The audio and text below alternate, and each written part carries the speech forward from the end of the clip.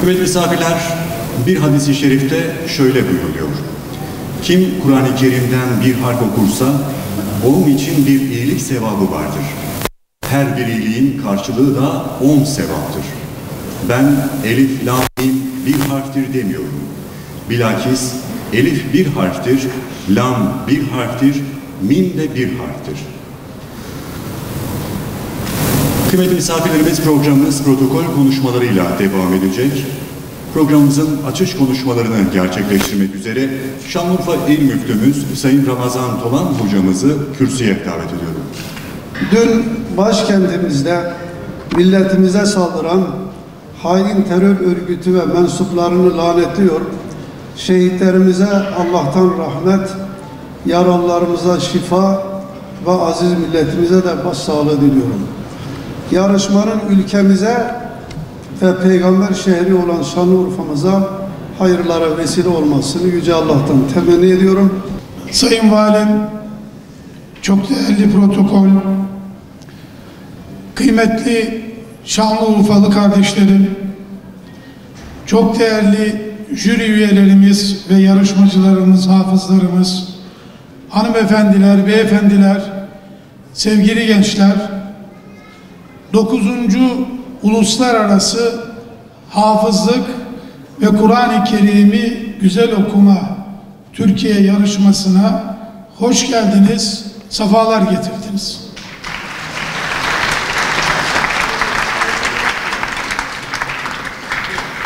Sözlerimin başında iki hususu arz etmek isterim. Birincisi, dün Ankara'mızda meydana gelen menfur saldırıda hayatlarını kaybeden kardeşlerimize, şehitlerimize Cenab-ı Hak'tan rahmet diliyorum. Yaralılara da acil şifalar niyaz ediyorum. Allah bir daha böyle acıları bu millete yaşatmasın inşallah. İkinci husus olarak da Ankara'daki bu menfur saldırı sebebiyle Sayın Başkanımız aslında bugün burada olacaklardı ama bu olay sebebiyle gelemediler. Sizlere selamlarını, tebriklerini iletiyorum. Aynı zamanda da yarışmacılara başarı dileklerini ifade etmek istiyorum. Bu programımızda, bu yarışmamızda Kur'an'ı iyi ezberleyenlerle Kur'an'ı en güzel okuyan kardeşlerimizi dinleyeceğiz. 9. Uluslararası Hafızlık ve Kur'an-ı Kerim'i Güzel Okuma yarışmamızı Peygamberler şehri Şanlıurfa'da icra ediyoruz.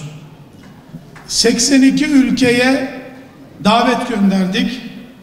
52 ülkeden 94 yarışmacı bu yarışmaya müracaat etti. 3-7 Haziran tarihleri arasında yapılan ön elemede 35 ülkeden 41 yarışmacı bu yarışmaya katılmaya hak kazandı. Bugün yarışmamızda 2 tane güzel okumadan, 1 tane de hafızlıktan teberrüken 3 yarışmacıyı dinleyeceğiz. Bu kadar kalabalık buraya kadar gelmişken yarışmacam bir nezzecik olsun, istifade etsinler istedik.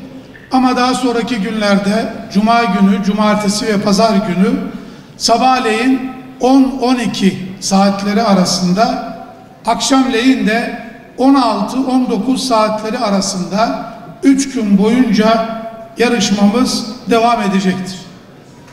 Katılımcılara Şanlıurfa'mızın tarihi ve kültürel mekanları gezdirilecek ve yarışmanın sonunda 30 Ekim tarihinde 30 Ekim Perşembe günü Cumhurbaşkanlığı Külliyesi'nde Ankara'da yapılacak olan ödül töreni ile inşallah bu yarışmayı tamamlamış olacağız.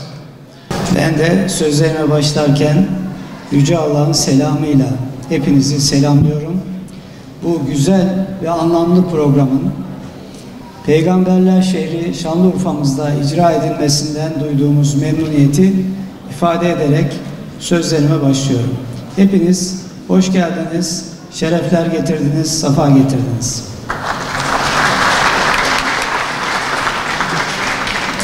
Öncelikle aramızda bulunan Diyanet İşleri Başkanlığımızın değerli kurul başkanı, yine Diyanet İşleri Başkanlığımızdan katılan ekibi, jüri üyelerimiz, Türkiye'den ve yabancı ülkelerden misafirimiz olan jüri üyelerimiz, aramızda bulunan çok değerli misafirlerimiz, İdare Mahkemesi başkanlarımız, vali yardımcımız, kaymakamlarımız, emniyet müdürümüz, rektörümüz, Haliliye ve Karaköprü Belediye Başkanlarımız, Eyüpiye Belediye Başkan Yardımcımız, çok kıymetli misafirlerimiz, sevgili Şanlıurfalılar, kıymetli hanımefendiler, beyefendiler ve sevgili çocuklar, hepinizi bu duygu ve düşüncelerle, sevgiyle, muhabbetle ve saygıyla selamlıyorum.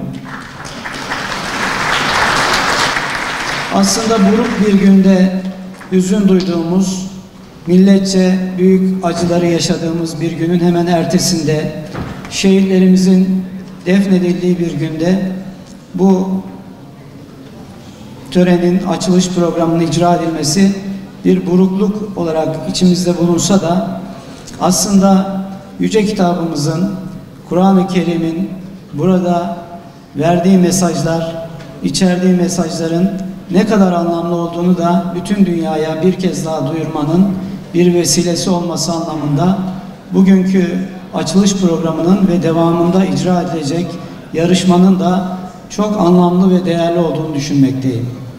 En başta bu organizasyonda görev alacak personelimiz, bütün hazırın ve bütün Şanlıurfa halkının da bundan istifade etmesini, kitabımızın yüceltilmesi ve yaşatılması, iyi okunması, ezberlenmesi, hıfzedilmesi anlamındaki bu gayretin takdire değer olduğunun farkında olan Şanlıurfa halkının da bundan oldukça istifade edeceğine inanıyorum. Ve hayırlı olması temennisiyle emeği geçenleri tekrar tebrik ediyor, bütün yarışmacılara başarılar diliyor, bütün hazırını saygıyla, muhabbetle selamlıyorum. Hayırlı olsun, uğurlu olsun diyorum. Dini İhtisas Merkezi hocamız Mehmet Demirci, Lübnan'dan misafirimiz El-Hac Ziyad hocamız, Fas'tan çok kıymetli hocamız Muhammed Ali Atafay, Sudan'dan yine bir kıymetli hocamız Ali Muhammed El-Zeyn Mübarek, Kuveyt'ten yine bir kıymetli hocamız Abdülaziz El-Anezi, Malezya'dan yine bir kıymetli hocamız Abdülkerim bin Zekeriya ve son olarak Ürdün'den bir misafirimiz Profesör Doktor Semih Ahmet Halid Athamidi. Buyursunlar efendim.